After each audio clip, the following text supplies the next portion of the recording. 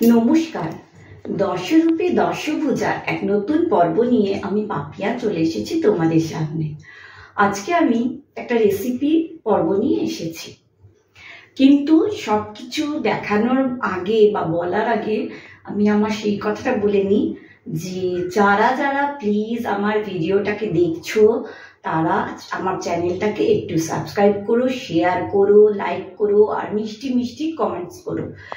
শুধু শুধু দেখে চলে যেও না, প্লিজ একটু সাবস্ক্রাইব করে দিও আর আমার পাশে, আর যারা সাবস্ক্রাইব করেছো তারা আমার পাশে থেকো। চলো আমি দেখাই। আজকে আমি তোমাদের যেটা দেখাবো সেটা হচ্ছে আলুর পরোটা। আলুর পরোটা আমরা জানি যে সাধারণত পেঁয়াজ দিয়ে, তারপরে লঙ্কা দিয়ে, এসব দিয়েও একটা হয়, আর একটা নিরামিষ।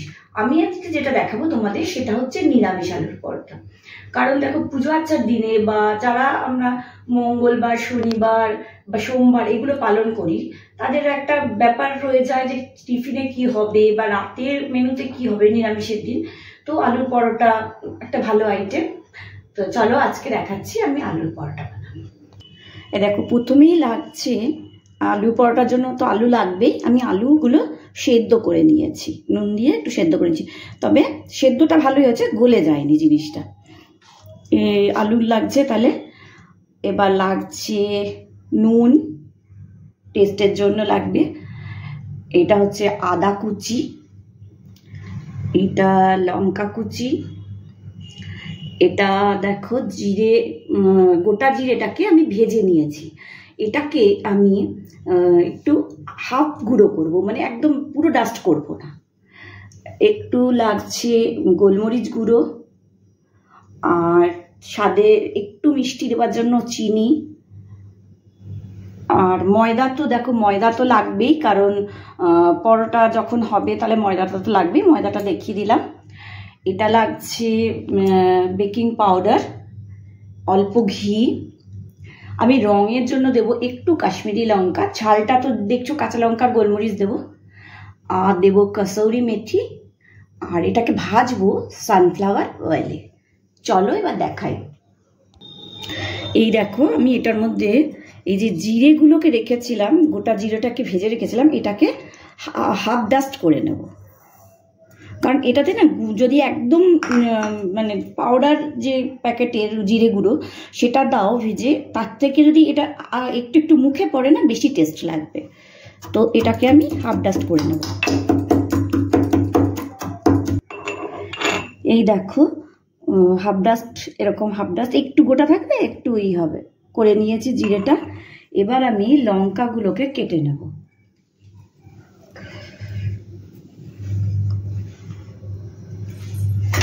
দেখো, কালার বেশ চুজ করে করে লঙ্কা নিয়েছি। এইগুলোকে কেটে নেব। এগুলো সব দিয়ে মাখতে হবে, আলুর পুরটা বানাতে হবে।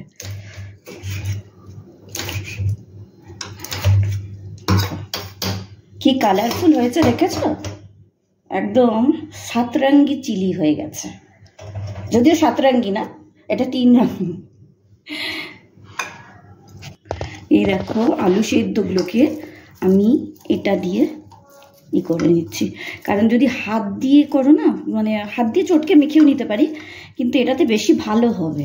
একদম এইটা খুব মোলায়েম হবে আর কি পুরটা, সেই জন্য এটা দিয়ে করে নিচ্ছি। আর এটা দিয়ে তো খুব তাড়াতাড়ি হয়ে যায়, অসুবিধা নেই। এটা সবগুলো আমি করে নেবো এমনি করে। সব আলুগুলো এইভাবে করে নেব।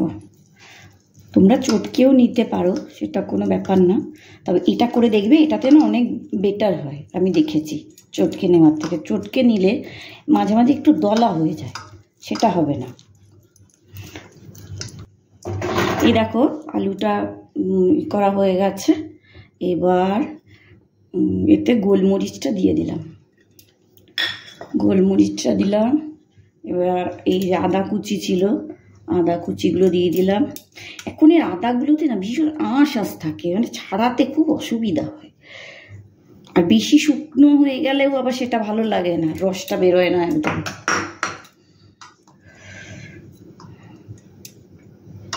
দেখেছো কি সুন্দর কালারফুল লাগছে। আচ্ছা, এবার এতে দেব নুন দিলাম,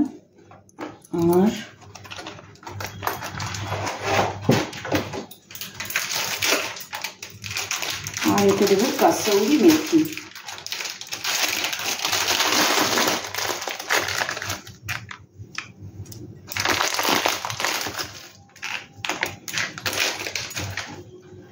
সব দেওয়া হয়ে গেল। এবার এটাকে ভালো করে মাখবো। মেখে সাধারণত দেখা যায়, মানে দেখবে যারাই আলুর পরোটা করে না, তারা বেশিরভাগই এই পুরটা বানিয়ে পরোটার মধ্যে ভরে, তারপরে মানে এই নিরামিষ করুক বা আমিষ করুক, তাহলে পেঁয়াজ দিয়ে, মানে কাসুরি মেথি তো আমি অ্যাড করলাম, অধিকাংশ লোকে দেয় না, এগুলো দিলাম।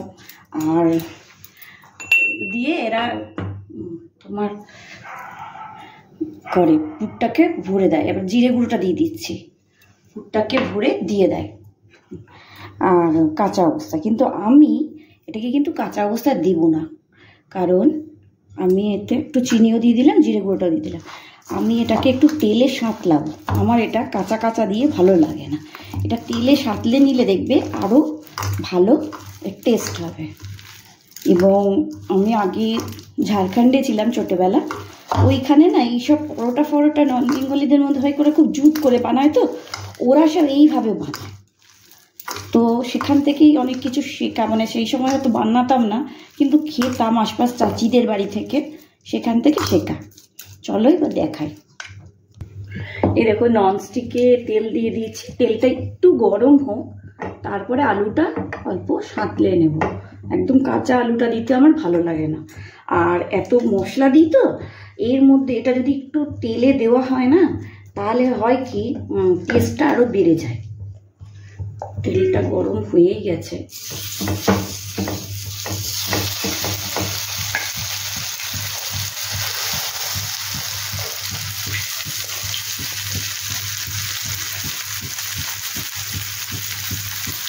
তখন তো সব নতুন আলু, আলুগুলো না একটু চিট বেশি হয়, আমি দেখছি।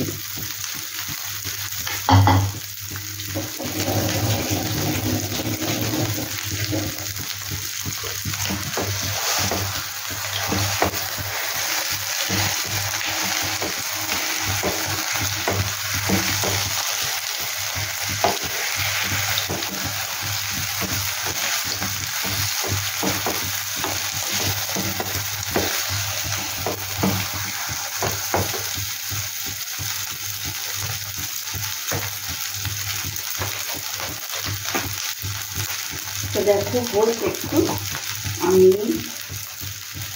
মশলা তো সব দিয়েছি, তবে কালারের জন্য আমি একটু দিয়ে দিচ্ছি কাশ্মীরি লঙ্কা, পুরটার একটু রং আসবে, আর কিছু না। আর একটু ভালো করে একটু করে নিই, কাটলে নিই, তারপরে দেখাচ্ছি। এরপরে ময়দাটাকে মাখতে হবে।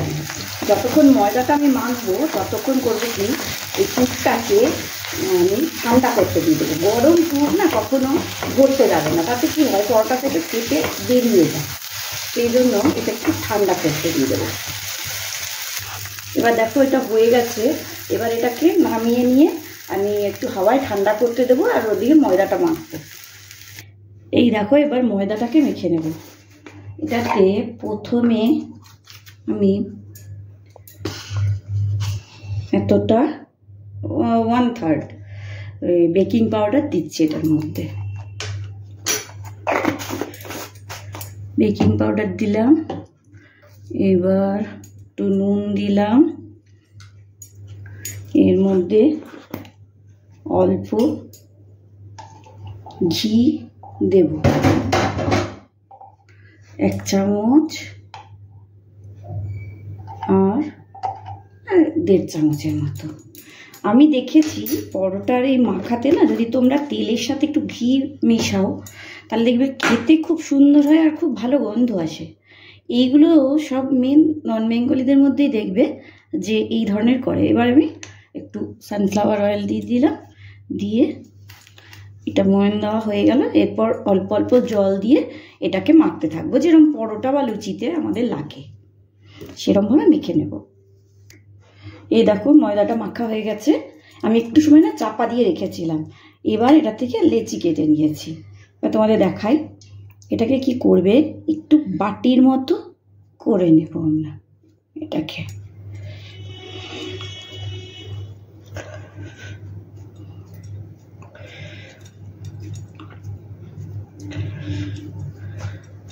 তবে একটা জিনিস খেয়াল রেখো, মাঝের পোর্শনটাকে না বেশি পাতলা করবে না, সাইডটাকে বাড়াবে, কারণ মাঝের পোর্শনটাকে করতে গেলে ফেটে যাওয়ার চান্স থাকবে। এই দেখো বাটির মতো হয়ে গেল।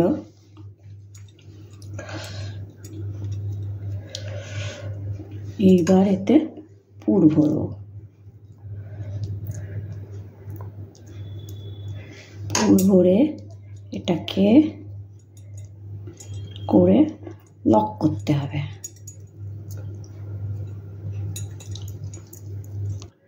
এই দেখো এটা পুর ভরা হয়ে গেছে।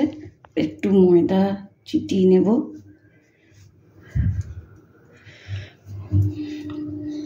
দিয়ে খুব হালকা হাতে এটাকে বেলবো, কারণ জোরে বেললে না কি হবে জানো তো, এটা ফেটে যাবে। এটা তো পুর প্রচুর ভরা হয়েছে সেই জন্যে। এই দেখো গ্যাস জ্বালিয়ে নিয়েছি। এবার আমি ননস্টিকে না প্রথমেই ইটা দিয়ে দিলাম, মানে তেল দিলাম না, আগে একটু শুকনো সেঁকে নেব। তাহলে কি হবে, তোমার তেলটা কম লাগবে, পরোটায় তেলটা কম ঢুকবে। আমি একদম মানে ছাঁকা তেলে পরোটা ভাজা ওরকম ভাজিও না, যদিও আমি একটু কম তেলেই ভাজি। এটা হোক। এবার এই পিঠটা হয়ে গেলে উল্টো পিঠটা দেবো। এবার দেখো এটা সেঁকা হয়ে গেছে। তোমরা হয়তো ভাবতে পারো যে এখান থেকে হয়তো পুর বেরিয়ে গেছে, আর পুরটা বেরোয়নি। যেখানে বেশি পুর আছে সেখানে ওই সেঁকার পরে না এখানটা একটু ফুটে উঠেছে জিনিসটা। এবার আরেকটা দিয়ে দিলাম।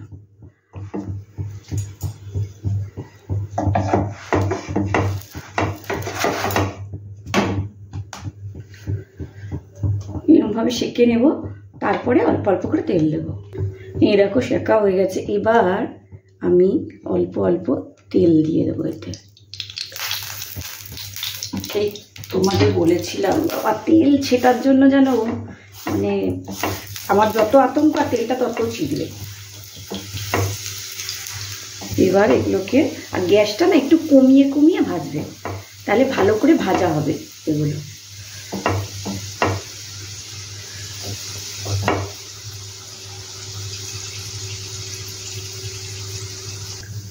দেখো